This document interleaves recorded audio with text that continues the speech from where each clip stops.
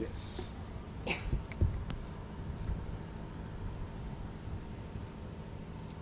Praise the Lord.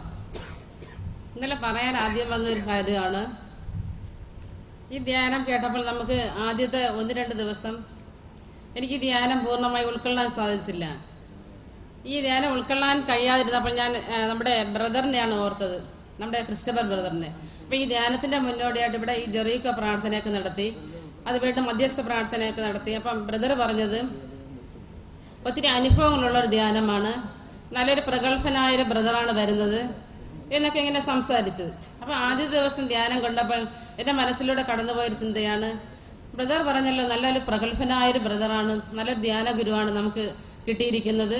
ഒത്തിരി നാളത്തെ പ്രാർത്ഥനയ്ക്ക് ശേഷമാണ് ഇങ്ങനെ ഒരു ധ്യാന ഗുരുവിനെ നമുക്ക് ലഭിച്ചതെന്ന്.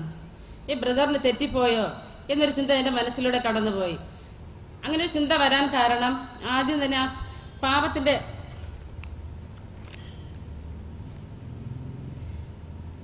ആർക്കായാലും എനിക്കങ്ങനെ ഒരു ചിന്ത ഉണ്ടായത് ആദ്യ ദിവസത്തെ ക്ലാസ് പാപം ചെയ്യുന്നവർ സ്വർഗത്തിൽ പോകുമെന്നുള്ളത്, അത് ഒരു പുതിയൊരു അറിവാണ്. അപ്പോൾ ഈ ബ്രദർ ഇങ്ങനെ സംസാരിച്ചാൽ എല്ലാവർക്കും പാപം ചെയ്യാൻ നല്ല എളുപ്പമാണ് എന്നൊരു ചിന്ത എൻ്റെ മനസ്സിലൂടെ കടന്നുപോയി. അപ്പം ഞാൻ ഈ ഒരു ദിവസത്തെ വചനാനുഭവം മറ്റൊരു വ്യക്തിയുമായിട്ട് പങ്കുവെച്ചപ്പോൾ ആ വ്യക്തി പറഞ്ഞ്, കൊള്ളാം, നല്ലൊരു ധ്യാന ഗുരുവാണ്, പാപം ചെയ്യാൻ എല്ലാവർക്കും ഒരു സഹായം ചെയ്തു കൊടുക്കും. അപ്പം പാപത്തെക്കുറിച്ച് 1-2 ദിവസം പറഞ്ഞത് എനിക്ക് മനസ്സിലായില്ല. ആദ്യത്തെ ദിവസത്തിൻ്റെ ക്ലാസ്സിൻ്റെ പൂർണ്ണത എനിക്ക് മനസ്സിലാക്കുന്നത് 3-ാമത്തെ ദിവസമാണ്. പാപം ചെയ്യുന്നവർ സ്വർഗത്തിൽ പോകുമെന്നുള്ളത് പുതിയൊരു അറിവാണ്. അതിൻ്റെ ഒരു പൂർണ്ണമായ ഒരു ഉൾക്കാഴ്ച ലഭിക്കും 3-ാമത്തെ ദിവസമാണ്. ഇത് ഒരു പ്രത്യേക ഒരു അനുഭവ ധ്യാനമാകുന്നു. എനിക്കിപ്പോൾ തോന്നുന്നു ഈ ധ്യാനം നഷ്ടമായാൽ ഒരുപാട് അറിവുകൾ കേൾക്കാൻ അറിയാതെ പോകുമായിരുന്നു. നമ്മൾ ഇതുവരെ കേട്ടിട്ടുള്ള ധ്യാനത്തിൽ ഇവിടെ 16ാമത് ബൈബിൾ കൺവെൻഷനാണ്. ഞാൻ ആദ്യത്തെ ബൈബിൾ കൺവെൻഷൻ പങ്കെടുത്തിട്ടുണ്ട്. ഇപ്പോൾ അതിനുശേഷം 15 വർഷം എൻ്റെ ദാമ്പത്യ ജീവിതം, അങ്ങനെ ധ്യാനങ്ങളിലൊന്നും പങ്കെടുക്കാറില്ല. ഇപ്പോൾ 16ാമത്തെ ബൈബിൾ കൺവെൻഷൻ 2ാമത് പങ്കെടുക്കാൻ സാധിച്ചത്. അതിപ്പോൾ 2ാമത് പങ്കെടുക്കാൻ സാധിച്ചത് നമ്മുടെ ബ്രദറിൻ്റെ ഒരു അനുഗ്രഹം കൊണ്ടാണ്, ക്രിസ്റ്റ ബ്രദറിൻ്റെ.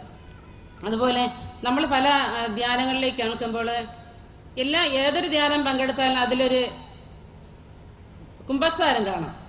എല്ലാവർക്കും പാപത്തെക്കുറിച്ച് സംസാരിച്ചിട്ട് കുമ്പസാരിക്കാനൊരു അവസരം. കുമ്പസാരമില്ലാത്തൊരു ധ്യാനം ഞാനിത് ആദ്യമായിട്ടാണ് അനുഭവിക്കുന്നത്. ഇതുവരെ എവിടെയായാലും കൺവെൻഷൻ ആയാലും അതിലൊരു ദിവസം കുമ്പസാരത്തിനുള്ള ക്ലാസ് ആയിരിക്കും, അത് കഴിഞ്ഞിട്ട് കുമ്പസാരമായിരിക്കും. അത് പോയിട്ട് ആ ബ്രദർ നേരത്തെ പറഞ്ഞതുപോലെ കൺവെൻഷനുകളിൽ കൂടുതലായിട്ട് പറയുന്നത് കുടുംബ പ്രശ്നങ്ങളെക്കുറിച്ചാണ്. ഭാര്യ, ഭർത്താവ്, ദാമ്പത്യ ജീവിതം, അമ്മായിയമ്മ, മക്കള്. എൻ്റെ മോൾ എന്നോട് പറയുകയുണ്ടായി, ജീവിതത്തിൽ നല്ലൊരു ധ്യാനമായിരുന്നു, ഈ ബ്രദർ നല്ലൊരു ബ്രദറായിരുന്നു, കുട്ടികളെ കുറിച്ച് മോശമായിട്ടൊന്നും സംസാരിച്ചില്ല, കുട്ടികളെക്കുറിച്ച് നല്ല വാക്ക് സംസാരിച്ച ബ്രദറായിരുന്നു എന്ന്. അപ്പോൾ കുട്ടികൾക്ക് കുട്ടികൾക്ക് ഒത്തിരി ഇഷ്ടപ്പെട്ട് കാണുമെന്ന് ഞാൻ വിചാരിക്കുന്നു. പിള്ളേർക്ക് ഒത്തിരി ഇഷ്ടപ്പെട്ടൊരു ധ്യാനമായിരുന്നു. അപ്പോൾ നമുക്ക് ഈ 5 ദിവസത്തെയും ക്ലാസ് പൂർണ്ണമായി ഉൾക്കൊണ്ടാൽ മാത്രമേ ഈ കരുണയുടെ ഈ കൺവെൻഷനെ കുറിച്ച് നമുക്ക് നല്ലൊരു ഉണർവ്, ഇതിൻ്റെ പൂർണ്ണമായൊരു ക്ലാസിൻ്റെ പൂർണ്ണത നമുക്ക് മനസ്സിലാക്കുവാനായിട്ട് സാധിക്കുകയുള്ളൂ. അന്ത്യവിധി നാളെക്കുറിച്ച് ഇന്ന് ബ്രദർ സംസാരിച്ചു. അതുപോയിട്ട് ജ്ഞാനസ്നാനം, പെന്തക്കോസ്ത, എന്താണ് നിത്യജീവൻ, ഇനി നാം എന്തിനാണ് ദൈവം നമ്മെ സൃഷ്ടിച്ചത്, നമ്മുടെ ജീവിതത്തിലെ പ്രധാന ലക്ഷ്യം, ജ്ഞാനത്തിന് വേണ്ടി പ്രാർത്ഥിക്കുക. ഇതൊക്കെ ഉള്ള പുതിയൊരു അറിവുകൾ എല്ലാവർക്കും ഒരു പുതിയതായിട്ട് അറിവ് കിട്ടിയാൽ പരിസ്ഥിതി സ്വഭാവം മാറ്റുക. ആ പരിസ്ഥിതി സ്വഭാവം നമ്മളിൽ നിന്ന് മാറ്റിയാൽ ഈ ധ്യാനം പൂർണ്ണമായി ഉൾക്കൊണ്ടുകൊണ്ട് ജ്ഞാനത്തിന് വേണ്ടി പ്രാർത്ഥിച്ചുകൊണ്ട് നല്ല ഈശോ നമുക്ക് നൽകിയ ആ സ്നേഹത്തിലൂടെ നമുക്ക് ജീവിക്കാൻ വേണ്ടി നമുക്ക് സാധിക്കും. അത് സാധിക്കണമെങ്കിൽ ഒത്തിരി നമ്മൾ ത്യാഗങ്ങൾ സഹിക്കണം. ആ പരിസ്ഥിതി മനോഭാവം നമ്മളിലേക്ക് വളർത്തിയെടുക്കണമെങ്കിൽ 1 ദിവസം കൊണ്ടോ 2 ദിവസം കൊണ്ടോ 1 മാസം കൊണ്ടോ പെട്ടെന്ന് സാധിക്കുമെന്ന് എനിക്ക് തോന്നുന്നില്ല. 1 ദിവസം ആ പരിസ്ഥിതി മനോഭാവം നമ്മുടെ ജീവിതത്തിൽ നാം പ്രാവർത്തികമാക്കിയപ്പോൾ എന്തുമാത്രം വീർപ്പുമുട്ടലാണ് നാം അന്ന് അനുഭവിച്ചത്. അപ്പോൾ അതുപോലെ ആ മനോഭാവം ആ 1 ദിവസം നമ്മൾ യേശുവിൽ നിന്ന് ഏറ്റെടുത്ത് നമ്മുടെ ജീവിതത്തിൽ പ്രാവർത്തികമാക്കിയ ആ പരിസ്ഥിതി മനോഭാവം വെടിഞ്ഞുകൊണ്ട് ദൈവം നമുക്ക് നൽകിയ സ്നേഹത്തിൻ്റെ നല്ല പരസ്പരം സ്നേഹിച്ചുകൊണ്ട് ദൈവം നമുക്ക് നൽകിയ കൽപ്പന അനുസരിച്ച് ജീവിക്കാമെങ്കിൽ നല്ലൊരു ജീവിതം നയിക്കുവാൻ വേണ്ടി നമുക്ക് സാധിക്കും. ഈ ക്ലാസ്സുകളിലൂടെ ഒത്തിരി അറിവുകൾ ലഭിച്ചു. അതിന് ബ്രദറിന് 1000 നന്ദി പറയുന്നു. കൈയടിച്ച് കർത്താവ് നന്ദി പറയാം. കുമ്പസാരമില്ലാത്ത ധ്യാനമെന്ന് വിചാരിക്കരുത്. ഇവിടെ കുമ്പസാരിക്കുന്നത് നല്ലതാണ്. പക്ഷേ ഇവിടെ ഈ വൈകുന്നേരത്തിൻ്റെ സമയത്ത് ഇപ്പോൾ കുമ്പസാരിക്കാൻ സൗകര്യമില്ലെങ്കിൽ നിങ്ങൾക്ക് ധ്യാനം കഴിഞ്ഞിട്ട് നിങ്ങളുടേതായ ഇടവക പള്ളി പോയി കുമ്പസാരിച്ചാൽ മതി. പക്ഷേ ഈ പ്രാവശ്യം നിങ്ങൾ കുമ്പസാരിക്കുമ്പോൾ പ്രധാനമായിട്ട് നിങ്ങൾ മനസ്സിലാക്കി കുമ്പസാരിക്കേണ്ട ഒരു കാര്യം, ഈശോ പറഞ്ഞു, നിങ്ങൾ മറ്റുള്ളവരെ വിധിക്കുമ്പോൾ നിങ്ങൾ തന്നെ വിധിക്കപ്പെടുകയാണ്. അതാണ് ഫരിസേയ സ്വഭാവത്തിൻ്റെ ഏറ്റവും പ്രധാന പ്രശ്നം. ക്രിസ്തു നമ്മളിലുണ്ട്. കരുണാർദ്രനായ യേശുവിനെ നമ്മൾ എല്ലാ ദിവസവും ഭക്ഷിക്കുന്നു, സ്വീകരിക്കുന്നു. എന്നിട്ടും നമുക്ക് കരുണ കാണിക്കാൻ പറ്റാത്ത ഒരവസ്ഥയുടെ കാരണം ഈ ഫരിസേയ സ്വഭാവം നമ്മളിൽ ഉള്ളത് കൊണ്ടാണ്. അപ്പോൾ അടുത്ത കുമ്പസാരത്തിലും തുടർന്നുള്ള കുമ്പസാരങ്ങളിലും പറഞ്ഞ പോലെ ഇത് പെട്ടെന്ന് മാറുന്നതല്ല. ഞാൻ ഈ ഫരിസേയ സ്വഭാവത്തെക്കുറിച്ച് എനിക്ക് മനസ്സിലായ ഉടനെ തന്നെ കുമ്പസാരിക്കാൻ അങ്ങ് ഓടുകയായിരുന്നു ഞാൻ. അതുപോലെ കുമ്പസാരിക്കാൻ വേണ്ടിയുള്ള ഒരു ഓട്ടം ഒരിക്കലും എൻ്റെ ജീവിതത്തിൽ ഉണ്ടായിട്ടില്ല. അപ്പോൾ ഇനി നിങ്ങൾ ഈ ഫരിസേയ സ്വഭാവത്തെക്കുറിച്ച് കുറേ കൂടി പഠിക്കണം. അതിന് മത്തായിയുടെ സുവിശേഷം മുഴുവനൊന്ന് വായിച്ചു കഴിഞ്ഞാൽ നിങ്ങൾക്ക് ശരിക്കും മനസ്സിലാവും. ആ ഫരിസേയ സ്വഭാവമാണ് നമ്മളിൽ കടന്നുകൂടിയിരിക്കുന്ന ഏറ്റവും വലിയ പാപം. അത് യേശുവിലുള്ള വിശ്വാസത്തിന് എതിരാണത്, പരിശുദ്ധാത്മാവിന് എതിരാണത്. പരിശുദ്ധാത്മാവ് നമ്മളിൽ പ്രവർത്തിക്കണമെങ്കിൽ പരിശുദ്ധാത്മാവും നമ്മളിലുണ്ട്. പക്ഷേ എവിടെയാ പരിശുദ്ധാത്മാവിൻ്റെ പ്രവർത്തനം?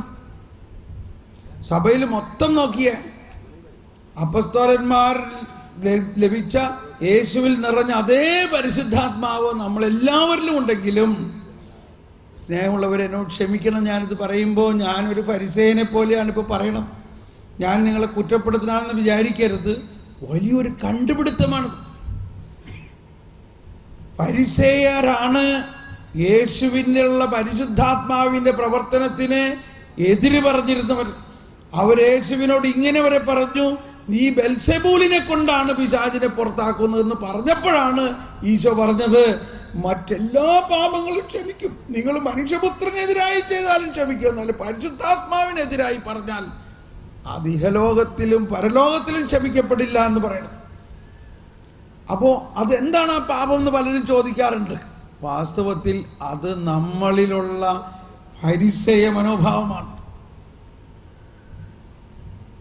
ക്ഷമിക്കണം, പക്ഷേ നിങ്ങൾ ആ ഫരിസേയ മനോഭാവത്തെ അകറ്റാൻ വേണ്ടി കുമ്പസാരിക്കണം. തീർച്ചയായിട്ടും കുമ്പസാരിക്കണം. ഞാൻ കുമ്പസാരിക്കണ്ട എന്ന് പറയുന്നില്ല. പിന്നെ ഇപ്പോൾ പറഞ്ഞ വേറൊരു കാര്യം, പാപികൾ സ്വർഗത്തിൽ പോകും. വാസ്തവത്തിൽ ഇത് വളരെ ബൈബിളിൽ മുഴുവനും പറഞ്ഞിരിക്കുന്ന കാര്യമാണ്. എന്തിനാണ് യേശുക്രിസ്തു വന്നത്? യേശുക്രിസ്തു എന്തിനാ വന്നേ? യേശുക്രിസ്തു എന്തിനാ വന്നത്? എല്ലാവരും ഒന്ന് പറഞ്ഞേ. പാപികളെ രക്ഷിക്കാൻ. അപ്പൊ യേശു എന്താണ് കുരിശിൽ ചെയ്തത്? പാപിയുടെ പാപം യേശു ഏറ്റെടുത്തുകൊണ്ട് അവനെ. അപ്പോൾ നമ്മുടെ അടിസ്ഥാനപരമായ വിശ്വാസം ഇതാണ്. വിശ്വാസ പ്രമാണത്തിൽ നമ്മൾ ഏറ്റുപറയുന്നുണ്ട്, മാമോദീസായിലൂടെയുള്ള പാപമോചനം, നിത്യജീവനിൽ ഞാൻ വിശ്വസിക്കുന്നു. അപ്പോൾ അടിസ്ഥാനപരമായ നമ്മുടെ വിശ്വാസം ഇതാണ്. യേശു മിശിഹ വന്നത് പാപിയെ സ്വർഗത്തിലേക്ക് കൊണ്ടുപോകാൻ എന്ന് പറയുമ്പോൾ അതിനിടയിൽ ഇത്രയും മനസ്സിലാക്കണം, യേശുവിനെ പിതാവ് അയച്ചത് മനുഷ്യൻ്റെ പാപത്തിന് പരിഹാരം ചെയ്ത്, പാപം ഏറ്റെടുത്ത്, പാപത്തിൻ്റെ ശിക്ഷയും ഏറ്റെടുത്ത്, പാപത്തിൻ്റെ ശാപവും ഏറ്റെടുത്ത് മനുഷ്യരെ സ്വർഗത്തിലേക്ക് രക്ഷിക്കുന്നതിനാണ്. അതിൽ യേശു ഈ പാപപരിഹാര ബലി ചെയ്ത് അടക്കപ്പെട്ടിട്ട് ആദ്യം തന്നെ പാതാളത്തിലേക്ക് ചെന്ന് ആദ്യ പാപം ചെയ്ത ആദവും ഹവ്വയും അടുത്ത് ചെന്നു അവരുടെ ആത്മാവിനെ ആദ്യം രക്ഷിച്ചു എന്നുള്ളതാണ്. അത് നമ്മൾ മനസ്സിലാക്കി കഴിയുമ്പോൾ തന്നെ നമുക്ക് ഭയങ്കര ആശ്വാസവും. ഉത്ഭവപാപം ചെയ്ത ആദവും ഹവ്വയും ഇപ്പോൾ സ്വർഗത്തിലാണ്, പിന്നെയാണോ നമ്മൾ? അപ്പോൾ ഇതാണ് നമ്മുടെ വിശ്വാസത്തിൻ്റെ രഹസ്യം. ഈ രഹസ്യങ്ങൾ നമ്മൾ എല്ലാ ദിവസവും പറയുന്നതാണ്. ഭൂലോകപാപം നീക്കുന്ന ദൈവത്തിൻ്റെ ചെമ്പുരാട്ടിൻകുട്ടിയായി ഈശോ തമ്പുരാനെ ഞങ്ങളുടെ മേൽ കരുണയായിരിക്കണേ. വിശുദ്ധ കുർബാനയിൽ, പ്രത്യേകിച്ച് സീറോ മലബാർ കുർബാനയിൽ 33 പ്രാവശ്യം പറയുന്നുണ്ട്, ഇത് നിങ്ങളുടെ പാപങ്ങളും കടങ്ങളും പുറത്ത് സ്വർഗരാജ്യത്തിൽ നവമായ ജീവിതം പ്രദാനം ചെയ്യുന്നതിനാണെന്ന്. ലത്തീൻ കുർബാനയിൽ ഒരു മനോഹരമായൊരു പ്രാർത്ഥന ഇങ്ങനെയാണ്: കർത്താവീശോ മിശിഹായെ, അങ്ങ് ഞങ്ങളുടെ പാപങ്ങൾ പരിഗണിക്കാതെ അങ്ങയുടെ സഭയുടെ വിശ്വാസത്തെ തൃക്കൻ പാർത്തുകൊണ്ട് ഞങ്ങൾക്ക് സമാധാനം നൽകണമേ. മനസ്സിലായോ? അപ്പോൾ നമ്മളിപ്പോൾ ഈ കരുണയുടെ വർഷത്തിലാണ്. ഈ വലിയ സന്ദേശത്തിൻ്റെ പ്രസക്തി, കരുണ എന്ന് പറഞ്ഞാൽ തന്നെ ദൈവത്തിന് പാപികളോടുള്ള സ്നേഹത്തിനാണ് കരുണ എന്ന് പറയുന്നത്. പരിശുദ്ധ പിതാവും സഭ മുഴുവനും ഇന്ന് ഈ ഒരു ആശയത്തിൽ എല്ലാവരും വരുവിൻ, എല്ലാവരുടെ പാപങ്ങളും കർത്താവ് ക്ഷമിച്ച് കഴിഞ്ഞിരിക്കുന്നു, ആ പശ്ചാത്താപത്തോടെ കുമ്പസാരിക്കുമ്പോൾ തന്നെ നമ്മൾ പുതിയ സൃഷ്ടിയാകുന്ന ഒരു അനുഭവമാണ്. ഇനി ആ രഹസ്യം നമ്മൾ വിശ്വസിക്കുമ്പോൾ തന്നെ നമ്മളിൽ ദൈവത്തിൻ്റെ ഈ കരുണ നമ്മളിൽ ഒഴുകിയിട്ട് അപ്പോഴാണ് അത് നമ്മുടെ സമൂഹത്തിലേക്ക് ഒഴുകുകയുള്ളൂ. എന്തുകൊണ്ടാണ് ഈ ഭാരതത്തിൽ 2000 വർഷങ്ങൾക്ക് മുമ്പ് ക്രിസ്തീയത വന്നിട്ടും ഇന്നും 2.5-3% മാത്രമേ ക്രിസ്ത്യാനികളുള്ളൂ? കാരണം, എന്നോട് ക്ഷമിക്കണം, ഇന്നും നമ്മൾ ക്രിസ്തുവിൻ്റെ ആ സദ്വാർത്ത മനസ്സിലാക്കുന്നില്ല. അതുകൊണ്ടാണ് ഇന്നും നമ്മൾ ശിക്ഷിക്കുന്ന ഒരു ദൈവത്തെയാണ് പറയുന്നത്. അത് സദ്വാർത്തയല്ല. ഇത് ഞാൻ കുറ്റമായിട്ട് പറയുകയല്ല, ഇത് ഒരു സത്യമാണ്. നമ്മൾ യേശുവിനെ കുറിച്ചുള്ള, യേശു മനുഷ്യരുടെ പാപങ്ങൾ ഏറ്റെടുത്ത് അതിന് പരിഹാരം ചെയ്തത് ക്രിസ്ത്യാനികളുടെ മാത്രമല്ല, മുസ്ലിമുകളുടെയും സിന്ധി, പഞ്ചാബി, പാഴ്സി, ഹിന്ദു എല്ലാവരുടെയും. എന്തുകൊണ്ടാ? ആദിമാതാപിതാക്കൾ ചെയ്ത പാപം മൂലമാണ് പ്രപഞ്ചത്തിൽ എല്ലാവരിലും പാപം വന്നത്. ആ എല്ലാവരുടെയും പാപം യേശു ക്രിസ്തു ഏറ്റെടുത്തിരിക്കുന്നു എന്ന് നമ്മൾ വിശ്വസിക്കണം. ആകാശത്തിന് കീഴെ മനുഷ്യരുടെ രക്ഷയ്ക്കായി മറ്റൊരു നാമവുമില്ല എന്നുള്ളതാണ് നമ്മുടെ വിശ്വാസം. ഇത് നമ്മൾ വിശ്വസിക്കുമ്പോഴാണ് സുവിശേഷമാകുന്നത്. ഇത് നമ്മൾ വിശ്വസിച്ച് നമ്മൾ അനുഭവിക്കുമ്പോൾ നമ്മൾക്ക് പാപം ചെയ്യാൻ പറ്റില്ല. പിന്നെ അതാണ് ജ്ഞാനത്തിൻ്റെ പുസ്തകത്തിൽ, പെട്ടെന്ന് എടുക്കുക, ജ്ഞാനത്തിൻ്റെ പുസ്തകത്തിൽ 15-ാം അധ്യായത്തിൽ പറയുന്നുണ്ട്. ജ്ഞാനത്തിൻ്റെ പുസ്തകത്തിൽ തന്നെ ഈ കാര്യങ്ങൾ പറയുന്നുണ്ട്. 15-ാം അധ്യായത്തിൽ 1 മുതൽ 1 വായിക്കാം. ഞങ്ങളുടെ ദൈവമേ, ഞങ്ങളുടെ ദൈവമേ, അവിടുന്ന് ദയാലുവും വിശ്വസ്തനും ക്ഷമാശീലനുമാണ്. അവിടുന്ന് എല്ലാറ്റിനെയും കൃപയോടെ പരിപാലിക്കുന്നു. ഞങ്ങൾ പാപികളെങ്കിലും അങ്ങയുടെ ജനമാണ്. ഞങ്ങൾ അവിടുത്തെ ശക്തി അറിയുന്നു. അങ്ങ് ഞങ്ങളെ സ്വന്തമായി കണക്കാക്കുന്നത് കൊണ്ട് കണക്കാക്കിയെന്ന്